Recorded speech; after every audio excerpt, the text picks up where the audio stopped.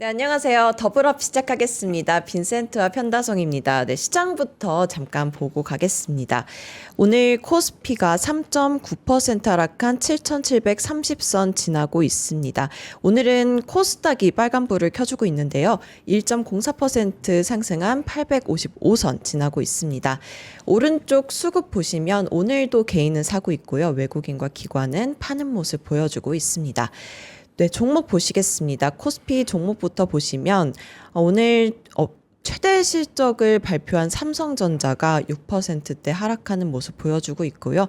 SK하이닉스도 함께 파란불 켜는 모습 보여주고 있습니다. 오늘 코스닥 종목들이 흐름이 좋습니다. 코스닥에서 바이오 종목들도 빨간불 켜주고 있고요. 그리고 네, 에코프로랑 에코프로 BM도 0.4%, 0.9% 강보합권에서 흘러가고 있습니다. 네, 오늘 시장 분위기부터 살펴봤고요. 오늘 삼성전자가 실적을 발표한 날이잖아요. 네. 그래서 삼성전자 전문가를 모셨습니다. 네, 삼성전자 반도체 연구원 출신이신 박준영 대표님 모셨습니다. 어서 오세요. 네, 어서 오세요. 반갑습니다. 네, 반갑습니다. 자, 오늘 참 왜 이러죠? 그러니까 예전에 연구원을 계실 때 지금 부분별 아직 실적은 안 나왔으니까. 네. 근데 OP 마진도 꽤 많이 올라갔는데 주가는 오히려 하락하는 것 같습니다. 어떻게 보셨어요? 우리 증시가 되게 똑똑하신 거죠. 네, 그 결론적으로 봤을 때는 지금 약간 계절적으로 오늘 증시가 되게 축축한 것 같습니다. 눅눅하고 네. 그런 느낌이라서. 네, 날씨도 축축한데. 네, 맞습니다. 증시가 축축해서 증시가 좀 이렇게 뽀송뽀송해질 방법이 없을까요? 네. 네, 뭐 결국 뭐 수급 문제라고 다 말씀하시는데 뭐 그런 쪽은 전문가들이 너무 많으시니까 일단은 삼성전자가 이 소위 단품 가격이 올라간 거라고 하는 거를 제외하고서는 아직까지 미래 전망에 대해서 많이 부족한 것 같다. 이런 것들은 우리가 좀 고민해봐야 될 것 같고요. 네. 네. 그런 것들이 이제 몇 가지 지점들이 나오게 된다면 삼성전자가 좀 다른 측면. 왜냐하면 이제 저희 기술적으로 봤을 때는 이 HBM이라고 하는 거 있지 않습니까? 특히 HBM 같은 경우는 기술적으로 올해 초부터 삼성전자가 앞서기 시작했거든요. 뭐 몇 분 아시겠지만 HBM3E는 올해는 계속적으로 하이닉스 괜찮겠지만 신제품 HBM4는 실제 하이닉스는 실패한 편입니다. 그것들이 잘 이렇게 연달아 나오다 보니까 HBM3, HBM4, HBM4E인데 4E는 비슷하게 나왔다 그러잖아요. 하이닉스 되게 급했어요, 실제로. HBM4인데 이번에 올해 하반기부터 HBM4가 되게 중요한데 거기에 실적 어떤 생산성이나 기술 측면에서는 삼성전자 앞선 건 사실이긴 합니다. 근데 그런 것들이 이제 투자들이 아직 못 받아들이세요. 네. HBM 하이닉스지.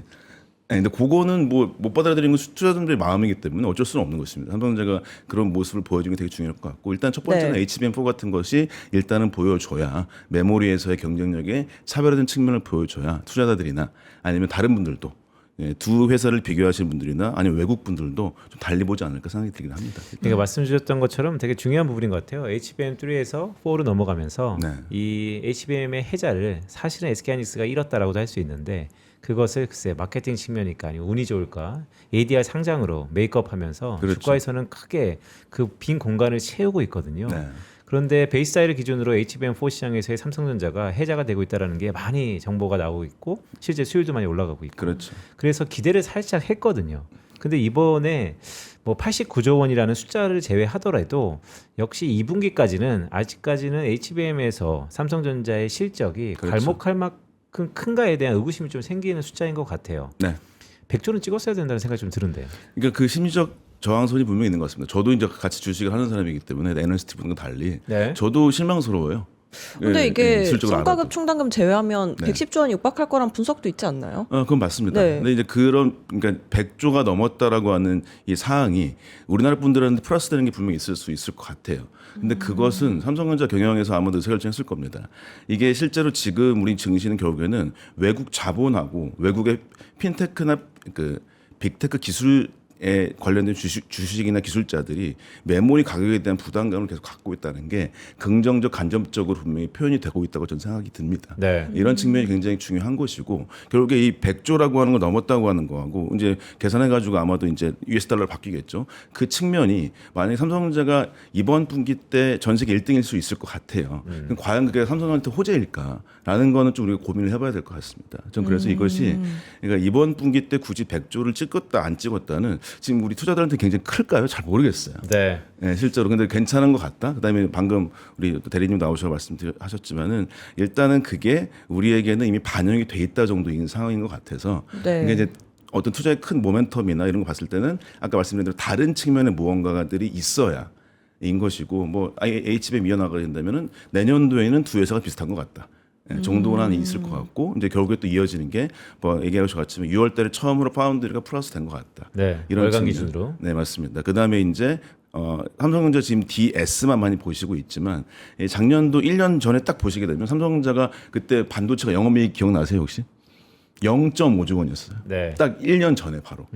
근데 이제 그때 받쳤던 게 DX거든요. 네. 그 네. DX가 지금 길을 잃고 있는 게 사실이긴 합니다. 근데 결국에 DX가 보여줄 거는 LG전자만큼의 피지컬 AI 모멘텀만 있어도 좀 다르게 보시지 않을까. 이런 측면 저는 세 단계 정도로 지금 보고 있긴 해요. 다른 분들께서는 HBM과 파운드를 많이 얘기하시는데 이 DX는 거의 버려진 것 같은 느낌이거든요. 그러니까 디바이스가 진짜 소식이 별로 없네요. 네, 없습니다. 근데 뭐 아시겠지만 당연히 애플이랑 똑같아요. 애플과 함께 B2C를 중심으로 하는 이 휴대폰이나 이런 모바일 업계들이 단가가 너무 올랐기 때문에 올해는 아마도 적자일 가능성이 높습니다. DX는. 아하. 네. 네, 스텝 세 단계를 보고 예. 있다고 하셨는데 그러면 삼성전자가 앞으로 해결해야 될 숙제가 어떤 게 있을까요? 어떤 단계로 나아가야 될까요? 네, 뭐 이게 동시다발적일 수밖에 없습니다. 네. 기본적으로. 근데 이제 지금 플러스 될 수 있는 거는 이 DS라고 할 수 있는 거죠. 그러니까 이 파운드리하고 HBM에 말하자면 로직과 파운드리 같이 해주는 여기에 이 토탈 솔루션이 될 수 있도록 내부적인 시너지 방식이 분명히 있어야 됩니다. 뭐 이제 성과급 충당금에 대해서 우리 투자자분께서는 불편하실 게 많이 있겠지만 그걸 좀 더 잘 썼었어도 내부적으로는 좀 좋을 것 같다. 이건 측면이 좀 말씀드릴 수 있는 거는 같은 투자자이기도 하고 아마 이제 주주분들이시기 때문에 노동자들이 일했었을 때 상황으로 봤을 때는 삼성전자 파운드리 시스템에서 사업부의 부장급하고 메모리 사업부의 사원급이 성과급 차이가 사원이 더 받아요. 예를 들면 뭐 이런 형태가 분명히 있기 때문에 이 경영상 분명히 리스크가 분명히 없진 않다. 근데 경영이라고 하는 건 그들의 탓을 하자는 게 아니라 전략 차원이 되게 중요할 것 같다는 겁니다. 삼성전자가 세계 유일의 우리 앞에 나오신 대로 TSMC보다 지금 PER 맞아서 3분의 1 못 봤거든요. 네. 그게 뭘까? 결국에는 이게 사이클릭하다라고 하는 느낌인데 그걸 없애려고 치는 건 업계에서는 이미 사이클릭이 없어진 것 같다. 그다음에 반도체 메모리라고 하는 게 선택 사양이 아니라 필수 사양이라고 하는 걸 다 알고 있거든요. 그래서 말하자면 TSMC가 만들어낸 코어스의 GPU라고 하는 개수에 HBM은 항상 올라가게 돼 있습니다. 그럼 이건 둘이는 그냥 같은 거라고 봐야 될 것 같은데 아직까지 투자 업계에서나 뭐 미래를 보시는 어떤 애널리스트 분들도 전혀 생각하지 못하시는 것 같아요. 당연히 그럴 수밖에 없습니다. 근데 그런 것들이 좀 지나가줘야 될 것 같은데 거기에서는 결국에는 이 제품으로서 보여줘야 될 것 같고 그것들이 이제 삼성전자가 사이클릭한 게 없어지는 것들이 DS의 상황이 이루어진다면 DX는 말하자면 지금 이 삼성전자 DS 부분은 결국에는 인프라 AI하고 에이전틱 AI라고 하는 것들을 써야 된다. 네. 결국에 삼성전자 DX 쪽은 피지컬 AI라고 하는 기계 전자가 되어 있는 로봇으로 가는 것들 이 두 가지 세 가지 측면이 될 수 있다면 나쁘지 않다. 마지막으로 저는 주목하지 않은 작은 기사였는데 삼성전자가 마지막인지 모르겠네요. 삼성전자가 오픈 AI의 코덱스 우리 코덱스 ETF 말고요. 오픈 AI에 쓰고 있는 좀 그 코딩을 해주는 소프트웨어가 코덱스가 있거든요. CODEX. 좀 다르네요. 네. 네, 요거를 이번에 내부적으로 쓰기로 했어요. 전사적으로. 맞습니다. 전사적으로 쓰고 있다고 하는 거 이제 플랫폼이라고 하는 오픈AI에 들어가주는 시스템인데 그건 저도 굉장히 큰 고무적이라고 생각합니다. 말하자면 에이전틱이라고 하는 방식을 젠수랑도 지난 분기 때 노트북 들고 나왔잖아요. 네. 말하자면 에이전틱이라고 하는 것을 돌리기 위해서는 GPU와 메모리가 더 포함된 좀 비싼 PC가 굉장히 요구가 되고 그것이 B2C, B2B, B2G 이쪽이 다 들어갈 수 있다는 것이 뭔가 되고 그 시그널을 삼성전자가 오픈AI 코덱스라고 하는 걸 쓰면서 만들었다고 생각해요. 요 지점들이 확산되고 글로벌이 된다면은 전혀 다른 형태가 될 수도 있겠다. 그 말씀은 지금은 거의 아픈 손가락이 된 DX 부분, 네. 디바이스 부분이 나중에는 또 괜찮아질 수 있다. DX는 에이전트의 가운데 있습니다. 네. 노트북이 있으니까. 그냥 에이전틱은 이 가운데예요. 반도체랑 기기, 단순 기기 가깝다고 할 수 있겠죠. 여기가 늘어날 수 있는 거에 플러스 요인이 있고 근본적으로는 이 데이터와 장치를 기반으로 피지컬 레이어로 나가야 된다. 네. 이런 것들이 좀 더 스무드해지고 삼성전자가 뭔가 큰 비전만 보여줄 수 있다면 근데 에이전틱 눈에 잘 안 보이시거든요. 결국에 그럼 기업들이 많이 쓸 수밖에 없고 정부기관 쓰는 것들을 좀 보여준다면 좀 다르지 않을까. 이거는 뭐 비단 삼성전자만 옹호하자는 것이 아니라 실제 뭐 하이닉스도 나쁘지 않은 상황이라고 생각되기도 합니다. 이게 되게 중요한 포인트 같아요. 왜냐하면 결국 그런 빌드업이 네. 삼성전자가 많이 리모델링 됐고 또한 효율성도 제고가 됐겠구나라는 생각을 하는데 주가라는 건 현재도 보면서 미래도 보고 하니까 그렇죠. 그 중간에 피지컬 AI의 요원함과 현재 삼성전자의 주가가 많이 올랐다. 물론 밸류에이션은 낮다고 하지만 그렇죠. 이 투자자들의 수많은 생각들이 오른쪽 왼쪽 업앤다운이 있으면 그게 변동성이고 그런 지리한 시간들이 이어진다라는 게 앞으로 3개월에 우리가 당면한 숙제인데 그렇죠. 산업의 전반적인 애널리스틱한 분석은 우상향에 대해서 믿어 의심치 않는 것 같아요. 네. 더구나 사이클링 아니 이제는 인프라 이것도 여전히 논란은 있지만 계속해서 인프라 쪽으로 무게중심이 이동할 수 있을 것 같다라는 확률도 있는 것 같고요. 근데 문제는 이제 주가인 것이죠. 주가는 네. 그거 이외에 그러니까요. 다른 것들이 작용을 많이 하니까 네. 이 주가 물론 투자를 하신다고 했으니까 주가 측면에서는 그럼 어떻게 해야 할까요? 그냥 3개월 동안 바라만 보면 될까요? 저는 일단은 가장 중요한 게 저점 매수 정도만 생각하고 있습니다. 저도. 저점 매수. 저점 매수요? 네, 그러니까 뭐 파는 것까지는 당연히 아닌 건 아실 것 같고요. 왜냐하면 이제 실적, 그러니까 우상향의 실적으로 저도 동의하는 이유는 일단은 2030년까지 반도체 시장이 지금 올해보다 적어도 2배는 커질 거라고 하는 게 대표적인 업계의 전망이고, 게다가 원래 메모리 반도체랑 시스템 반도체가 1대2 정도의 매출이었거든요. 2025년 기준이 2,500억 달러에 5,000억 달러였습니다. 네. 올해는 아마도 4,000억에 6,000억이 될 것 같아요. 근데 이제 그게 2030년에 이게 8,000억에 1조나 아니면 이게 둘이 같아지거나 말하자면 1대2가 1대 1.5 정도로 해서 메모리가 더 중요해지는 건 분명히 나타나고 있거든요. 이 우상향이라고 하는 건 나쁘지 않은 것 같다. 그런데 거기서 저도 투자하는 입장에서 봤을 때는 요 정도 선에서 여기서는 하방이 있는 것 같아라고 생각해서 저는 저점 매수 정도 전략을 하는 게 낫지 않을까. 삼성전자 하이스는 그렇게 정도 얘기를 할 수 있습니다. 근데 아무리 삼성전자가 실적 발표 당일에 항상 좀 하락세를 보인다고 해도 오늘 6% 가까이 빠지는 거 좀 과하지 않나요?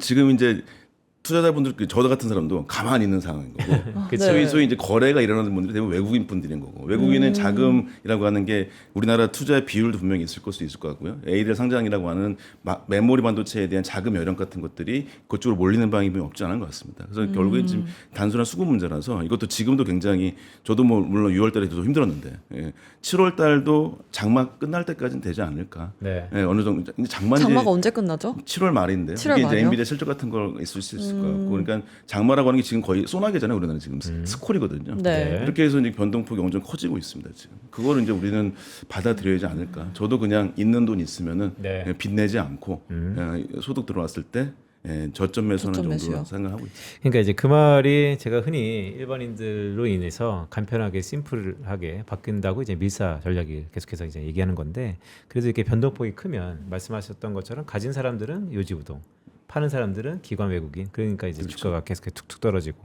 그 가운데 여유 있는 사람들은 계속해서 밀리면서 하면서 수량을 늘리고 이후의 흐름을 본다라는 전략인데 어쨌든 요철구간에 들어갔다는 생각이 좀 듭니다. 자, SK하이닉스는 어떻게 보세요? ADR이 이젠 코앞으로 나왔죠. 오늘을 기점으로 3일인가요, 그렇죠? 그렇죠. 이제 네. 10일이니까 2, 3일 남았는데 오늘 기점으로 시장의 이목은 이제 삼성전자에서 SK하이닉스로 이동할 것이다. 이런 것들이 기존에 많은 분석들이었는데 네. 더구나 주 후반에 이번 주에 대한 기대감이 크잖아요. 어떻게 보고 계세요? 일단은 자금력, 뭐 국민연금도 있기도 하고 그래서 자금력 쪽으로는 일단 수급 차원에서는 두 회사를 같다고 많이 보시는 것 같기 때문에 그러면 당연스럽게 수급이 더 많이 될 것 같은 곳은 하이닉스로 갈 수밖에 없다는 생각이 들긴 합니다. 이건 저도 뭐 당연스럽게 알 수밖에 없는 것 같고요. 근데 저는 그게 투자의 스타일상 어떤 면에서는 좀 중장기적으로 보시는 분, 뭐 6개월 이상 정도, 아니면 이제 그 어떤 이제 트레이딩을 중심으로 하시는 분이나 여러 가지 이제 혼합하신 분들이 있을 텐데 그 상황에서는 전 트레이딩 하시는 분들은 차트를 보면서 그 수급을 네. 따라가시는 게 맞을 것 같은 생각이 들고요. 네. 저 같은 경우는 두 회사에 대해서는 저는 삼성전자 쪽에 더 기술적으로 봤었을 때나, 근데 이제 그런 거는 기술적으로 봐서 오래 걸리는 사람들이 있고요. 그다음에 아닌 분들 같은 경우는 두 회사를 뭐 적절하게 분배하시 낫지 않을까. 이런 말씀 드릴 수 있을 것 근데 국민연금이 리밸런싱 때 네. 삼성전자를 팔고 SK하이닉스를 샀다는데 네. 왜 이렇게 반대되는 흐름이 나온 거예요? 저는 마찬가지입니다. 이제 수급의 문제라고 했을 때 국민연금 수급 투자자들도 문제요? 네. 그러니까 그 소위 얘기해서 개수를 많이 들고 계신 분들인 것뿐이지 애널리스트들이나 그걸 리포트를 보시고 그 수급이 많은 형태의 분들이서 의사결정력이 큰 것뿐인 거지 같은 사람이거든요. 그럼 그분들이 얘기하는 수급에 대한 측면이 일단은 기본 투자자들, 왜냐면 자기도 욕을 먹거든요. 본인 조직성이기 때문에 그분들도 갖고 있는 거기에서 일반적인 걸 따라갈 수밖에 없다라는 생각이 들긴 합니다. 그러면 정부의 투트랙 반도체 전략이랑 네네. 이 호남 클러스터 효과는 반영이 될까요? 어떻게 보세요? 그거는 이제 그 소위 얘기 완전 이건 뷰로크라시입니다. 그러니까 완전 관료제 정부 폴리틱스에 상관이 있다고 생각해요. 네. 지금은 결국에는 정부는 두 개 같이 져라. 삼성 하이닉스는 네. 용인부터 짓게요.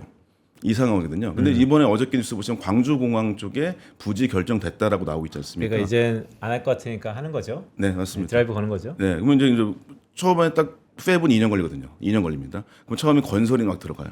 1년 동안 건물 짓습니다. 6개월 정도 장비가 막 들어가요. 3개월 정도부터 웨이퍼가 시작됩니다. 보통 라인 삽뜨기 시작해서 2년 정도면 만들어진다. 네, 이런 거를 보시게 된다면 그때 투자실 같은 걸 보시면 될 것 같고, 그래서 저는 그게 삽이 떴어요라고 시작되게 된다면은 건설주들은 뭐 나쁘지 않겠다 생각이 들긴 합니다. 사실 이런 실적이 좋을 거라는 건 대부분 우리가 컨센서스화 돼 있었고 네. SK하이닉스도 되게 좋겠죠. 뭐 60대 후반 얘기 나오고 있으니까. 그런데 이런 지나간 과거라 지나간 실적이다라고 생각하시는 분들이 있어서 이 미래에 대한 뭔가 방향성과 기틀을 네. 여는 데 있어서 가장 중요한 게 빅테크들의 실적인데 그렇죠. 하이퍼스케일을 위시한 이제 7월 22일 날 이제 구글이 합니다. 뭐 메타도 마찬가지고 그들이 이 단어를 다 기다리는 것 같아요. 부담스럽지만 염려스럽지만 그럼에도 불구하고 자본 지출, 캐펙스 투자는 이온 계속할 것이다. 이 멘트가 나올 가능성이 있을까요? 전 맞다고 봅니다.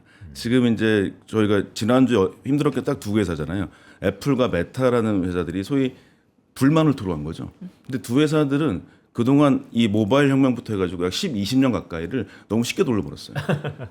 네, 애플 항상 매물 가격 누르면서 삼성전자 갤럭시 우습게 보면서 돈 벌어왔거든요. 메타 광고 회사예요. 쉽게 얘기해서. 그렇죠. 이 두 회사들은 아주 갑자기 AI 시대 때 너무 갑자기 투자할 때가 많아진 겁니다. 둘이 1등 업계였고 하나는 인프라 투자에 엄청나게 해야 되고 하나는 B2C 메모리 회사가 너무 투자 여력이 희미해진 겁니다. 이건 지금 얘기 드렸던 월가라고 하는 것 자본력과 빅테크와 그런 회사들의 갖고 있는 기술적으로 이제 자기 수익성 감소에 대한 불만 표출인 거라고 생각이 들고 달라지지 않았습니다. 저는 이게 나쁘지 않다고 생각해요.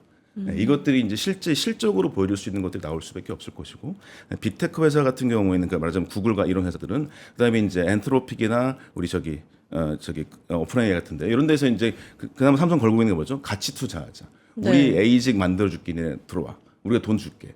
이거 돼버렸거든요. 그러면 이제 여기서 쓰는 걸 가지고 자기가 메모리 사고 이렇게 돌아가는 것들이 이게 소위 얘기해서 엔비디아가 그동안 오픈AI 키웠던 방식하고 달리지 않게 삼성하이닉스가 특히 삼성전자가 오픈AI 쪽에 투자하기도 하고 코덱 쓰기도 하고 그다음에 돈도 넣으면서 거기에 상장에도 연결 주면서 계속적으로 뭔가 투자를 유치하도록 끌어내지 않을까라고 하는 것들이 현재 이익과 자금 측면이 더 좋아졌기 때문에 가능할 수 있지 않을까 생각합니다.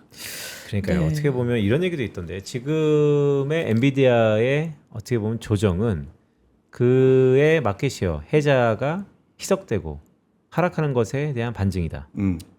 네, 저는 그래서 합니다. 이게 결론적으로는 결국에 메모리는 별 달라질 게 없어요.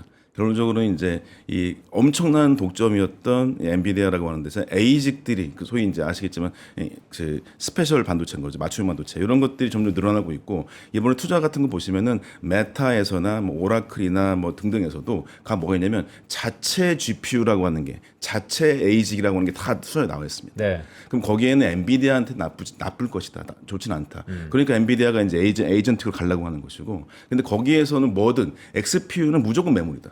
네. 네, 전체 XPU에서 GPU가 비싸긴 하지만 전체 가격이 100이면 데이터 칠 때 GPU 같은 NPU 레벨들이 보통 50% 정도 가져가거든요. 근데 네. 거기 HBM과 메모리가 30% 이상의 마진을 가져갑니다. 기판 10, 광기술 10 정도 되거든요. 이 정도의 셋이 있다는 걸 보시면 될 것 같고 거기에서 GPU 같은 패밀리스 회사들의 인프라끼리 싸우고 있어요. 근데 거기에 메모리들은 여전히 3강이라고 하는 위치는 달라지지 않았다. 나쁠 게 없다. 그러니까 이래 보나 저래 보나 메모리 완도체에 대한 수요와 사이즈는 계속해서 커질 것이다. 근데 가격도 그럴까요? 가격도 지금 보시면 지난 25년 1분기 때 D램 16GB 그게 3.2달러였거든요. 지금 오늘 딱 찍고 봤어요. 15.6달러예요. 네. 16.4달러. 그게 5배 넘게 뛰었는데 이제 기사 보셨지만 이 D램 단품은 내년 10월 전에까지 떨어질 기가 아무것도 없습니다. 내년 10월. 네. 1년이 남았네요. 네, 그렇습니다. 많이 남았네요. 그러니까. 네, 그게 말씀드렸다시피 팹 짓는데 2년 걸린다. 네. 그래서 올해 초에 지었던 게 내년 말에 웨이퍼가 나오기 때문에 그때 늘어날 것이고 좀 세부적으로 말씀드렸다시피 언젠간 올해 한 11월 11월부터 HBM 쪽에 대한 수급이 달라져주는 그 패키지 쪽에 팹은 생산이 됩니다. 근데 웨이퍼가 느려주는 팹은 내년 말에는 가능하다. 그러니까 가격이 떨어질 일은 별로 없는 것 같다 아직까지. 근데 네, 오늘 반도체 소부장이 조금 약세를 보이고 있긴 하지만 반도체 소부장 종목들도 수혜를 받을 종목들이 많지 않을까요? 어떻게 맞습니다. 보세요? 네. 특히 이제 아까 이 그대로 실적을 보시면은 네. 이 패키지 쪽에 실제 수혜를 받을 수 있는 회사들은 장비사가 먼저 발주가 들어가겠죠. 그다음에 소모품 같은 거나 소재 회사나 부품 회사들이 늘어날 겁니다. 이쪽들을 좀 보시면 될 것 같고. 근데 저는 이제 이 투자하는 입장에서 이렇게 수급을 많이 보는 입장이 아니고 저는 이제 1등 기업들을 오래 보는 입장에 가깝거든요. 네. 그러면 국내의 장비사 중에 1등 기업들이 한두 개 정도 있어요. 그다음에가 이제 부품사 중에서도 뭐 SIC 같은 거, 그러니까 뭐 이렇게 카바이드 계열을 해주는 부품사들이 있어요. 예를 들면 소재는 들어가면 돈을 법니다. 이런 기업들도 있는데 저는 이제 예를 들면 반도체 기업 중에서 탑 5라고 검색해 보시면 다 나옵니다. 그 회사들은요. 왜냐면 지금 우리나라는 아까 말씀드렸다시피 미국과 우리나라 시장들이 계속 돈을 왔다 갔다 하면서 우리나라를 누르는 경향이 없지 않습니다. 그럼 저는 미국에서 일단 장비사 같은 경우는 나쁘지 않다. 이들은 거의 독점에 가깝습니다. 아하. 뭐 플라이드 머티리얼스, 램, 텔, 뭐 ASML, KLA, 뭐 저기 텔은 그쪽은 아니지만 네. 이런 회사들 같은 경우에는 마음이 편합니다, 실제로. 네. 그렇게 마음 편하시려는 분들이 있고 이런 것들을 이제 즐기시는 분들이 있는데 선택하시면 좋을 것 같다. 근데 일단 저는 올해 10월부터는 이 수모품과 부품 쪽이나 뭐 아니면 세정 회사들이 있어요. 뭐 코미코나 아니면 소켓 회사, ISC 같은 이런 회사들은 나쁘지 않을 것이고요. 어차피 늘어나니까. 내년도 웨이퍼부터 늘어날 때는 내년 한 1, 2월부터 국내 소부장에서 장비사들의 매출이 막 늘어날 겁니다. 다 들어가니까 장비들이. 근데 그 매출에 늘어나서 먼저 주가가 오를 것인지 아닌지 를 모르겠어요. 근데 계속적으로 올라간다는 것은 여전히 그 해외 장비사 중에 탑 5 정도는 유지가 될 거라는 생각이 들긴 합니다. 네, 알겠습니다. 초반에 단기적으로는 저점 매수 전략을 세우면 좋다라고 말씀을 하셨는데 네. 그러면 시간이 많이 지나서 중장기적으로는 그럼 반도체 전략 어떻게 세우면 좋을까요? 저점 매수한 후에. 네. 저는 팔지 않는다 정도까지. 팔지 않는다요. 그러니까 이제 그냥 뭐 많이 아시겠습니까? 얘기드린 대로 그러니까 수급으로 보자면은 프라이스 사이클이 좀 떨어질 수 있는 게 내년 초 정도라고 아니 실제로는 내년 말부터가 가격이 떨어질 건데 선반영하다 보니까 내년 초라고 많이 말씀하시지 않습니까? 그다음에 네. 제가 방송 나온 다음부터 한 2년 전부터 나온 것 같은데 그때는 인프라가 27년 초에 끝난다 그랬어요. 근데 지금 대부분 증권사 애널리스트 분들도 생각하시는 게 28년까지도 보고 있어요. 그렇죠. 그러니까 이것들이 좀 늘어나는 것들이 있고 그다음에 에이전틱이라는 게 오게 된다면 그 시기가 얼만큼 굴곡일지 모르겠지만 일단은 상향하는 방식이 아닐까라고 하는 것은 본다면 나쁘지 않다고 생각합니다. 네, 알겠습니다. 오늘 박준영 대표님과 함께했습니다. 고맙습니다. 고맙습니다. 감사합니다. 네, 이번 주 이벤트가 많은 한 주인데요. 네. 이벤트 한 개가 오늘 오전에 지나갔잖아요. 앞으로는 어떻게 대응을 하면 좋을까요, 이번 주? 네, 실적 시즌, 실적에 대한 기대감이 많이 반영됐다. 오늘은 살짝 주가 측면에서는 글쎄요, 실망감이라고 할 수도 있는데 어때요, 편성선 아나운서? 그러네요? 저는 전혀 불안하지 않습니다. 이제 네. 괜찮습니다. 네, 한번 보시죠. 여러 가지 이벤트들이 있습니다. 그래도 꾸준하게 우리 지수는 우상향하는 기세가 있다. 수급이 조금 꼬였는데요. 늘 말씀드린 것처럼 요철관입니다. 잘 견디시고 우상향하는 기업의 실적을 믿자라는 말씀도 드리겠습니다. 네, 저희는 내일 다시 찾아뵙겠습니다. 고맙습니다. 고맙습니다.